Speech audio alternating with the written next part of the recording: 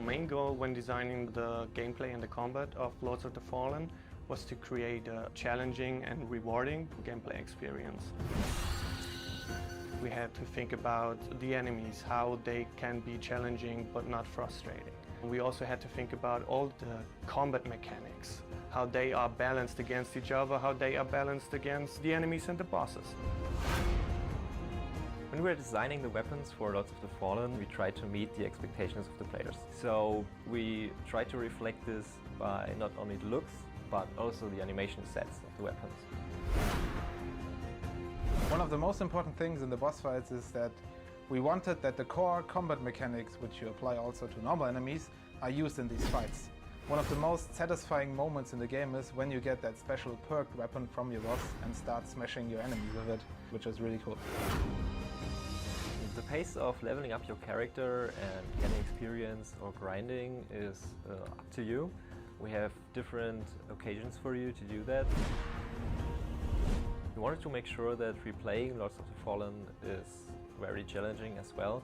There's a lot of new loot to find, new armors, new weapons. The enemies will of course be a lot harder. Harken, our main hero, he's Earth's worst criminal and world's biggest hope. And we really wanted that dualism to sort of shine throughout the way that we've implemented the storyline. So we wanted to make sure that at the beginning of the game, the player explores the human realm. This is pretty much everything he knows at the start. Then he gets into a demonic realm.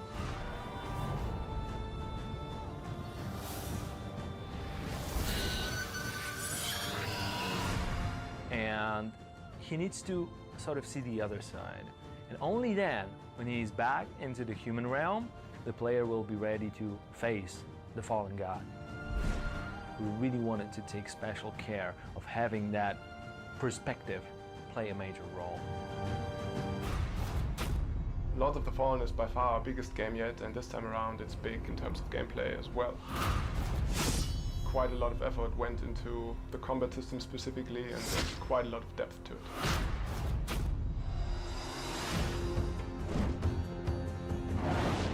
Tech-wise, instead of using a commercial engine, we actually wrote our own engine called Fletch, which supported PC, PlayStation 3, Xbox 360 and iOS, and now obviously PlayStation 4 and Xbox One.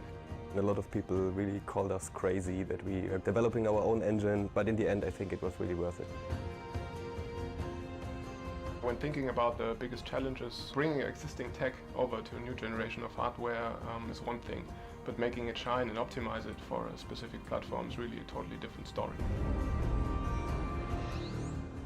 We put a lot of effort into a new lighting and material system. Lighting really makes the difference on the current generation of gaming hardware, and that's what also the artists really try to push. Fletch currently is capable of handling hundreds of dynamic lights, all casting shadows, projected textures. Every surface in the game is able to reflect light, to bounce off indirect diffuse lighting. So we put a lot of effort into these kind of systems. A lot of work has been done to get the physics integration right as well. A good example for this would be how the cloth simulation interacts with the character animations, and the time and effort put into this really shows. To create this world of Lords of the Fallen, we had the real big task to create a really immersive and detailed world within this next console generation. We choose the very complex lighting approach because most people would really expect that this game is dark and mature and grey and black. We really wanted to make a unique style. We came up with the instancing idea, which really helped us to get these thousands of assets into the next generation consoles. And with the support of hundreds of artists around the world, we were really happy with the result, and Fletch is really capable of these really modern techniques. Lords of the Fallen is a very challenging game. We wanted to make sure that when playing this game, the process of learning and mastering your skills and ultimately overcoming the challenge is the basis and fun of the entertainment. Variety of opponents and variety of types of challenges and fights. You, the player, will adjust against these situations, and fighting the same type of opponent with a different armor, different shield, or a different weapon, or just with the different moves is definitely going to feel different. One of the most important thing for us, bosses. We wanted to make sure that there's a certain type of symmetry in how they were designed and executed. So there's a feeling of amplification whenever you meet a boss. But at the same time, we wanted to match it with a reward. For each one single boss, there will be a special way to defeat him, and this will give you a unique look. Probably the most work-heavy part was trying to seek out the things that are on both sides of this very, very fine line between challenging but fun and rewarding and frustrating. So wanted to make sure that we seek out certain elements of the gameplay that would be tedious. We have almost a dozen weapon types. The fast weapons, you can have perfect timing while fighting. With heavier weapons, you can charge them for extra damage. With staffs, for example, you can double hit the enemy while executing just one attack. With armors, we have three main types. You can mix and match them quite easily, so you're not stuck with one class for the whole game. And of course, you can also mix and match different parts from different armors. We also have a variety of shields with different movesets. You can parry, you can perform a shield bash.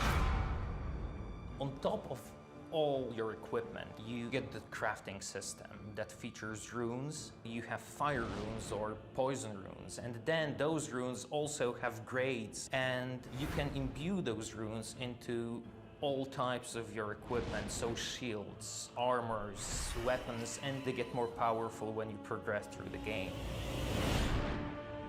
The origins of magic are linked to the three archetypes: a rogue, a cleric, and a warrior.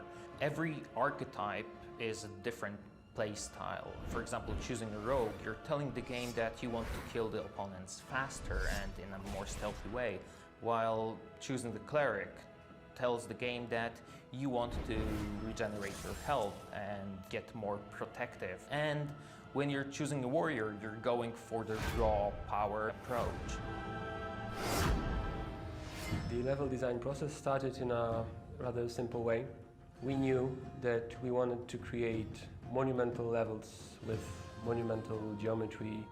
We wanted the players to have alternate paths through which they could traverse the levels, so that a player could take a straightforward approach and attack the enemy face to face, or maybe sneak behind the enemy and make a difficult fight a rather simpler one. We knew that we wanted to place secret areas throughout the game, so the player would be rewarded with useful items for exploring not so obvious areas. Credibility is a tough word. A lot of people think it's the same as realism, while really it's not. It's not necessary to be realistic in order to be credible. While working on our project, we wanted to focus on credibility rather than realism. It applies to various parts of our world, starting from architecture through various objects and finishing on weapons and armors. I mean, our armors might not look like something a guy would wear in reality, but hey, our main hero is not just any guy. He's huge, he's bulky, and he would be able to wear all that metal without any problems.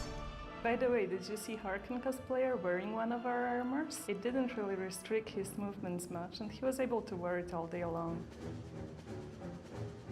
Making the dark fantasy world look at the same time appealing to a mainstream player wasn't really very easy, and one of the ways in which we tried to achieve that was through colors. We kept iterating our color palettes until they felt both dark but also attractive visually at the same time. Bardzo charakterystyczną cechą gry Lords of the Fallen wizualnie jest dojrzałość w połączeniu z wyraźną stylizacją przedstawionego świata. Bardzo zależało nam na tym, aby emocje wywołane grą były zbliżone do tych, jakie towarzyszą oglądaniu zwiastunów filmowych czy filmów. Nie da się ukryć, że nawet tak wystylizowana i bogata w kolory gra jak Lords of the Fallen jest wciąż grą mroczną. Światła w grze używamy po to, aby podkreślić głębię lokacji i wydobyć z ciemności kształty i sylwetki np. przeciwników. Dopełnieniem całości są realistycznie zaprojektowane i wykonane materiały oraz bogactwo efektów specjalnych, których używamy w broniach, postaciach, jak i w elementach otoczenia. Jedną z głównych inspiracji w naszej grze były obrazy Zdzisława Beksińskiego, który doskonale łączył architekturę z organiką. Bardzo nam się to podejście podobało. Chcieliśmy uzyskać podobne odczucie łączenia u nas. Nie możemy zapominać o Warhammerze, szczególnie podręcznikach Warhammer Fantasy i magazynie White Dwarf, w których mieliśmy naprawdę fajne referencje i fajne postacie, które nam bardzo pasowały. Staraliśmy reinterpretować się, dostosować się do naszej gry. Świat Lords of the Fallen jest światem surowym, ciężkim do przeżycia. Bardzo nam się podobało, jak zostało to przedstawione w Skyrimie. Chcieliśmy do tego nawiązać. Nasza gra jest trudniejsza, wymagająca więcej od gracza i myślę, że to dobrze. Jeśli chodzi o ekwipunek, naszą główną inspiracją były karty Tarota.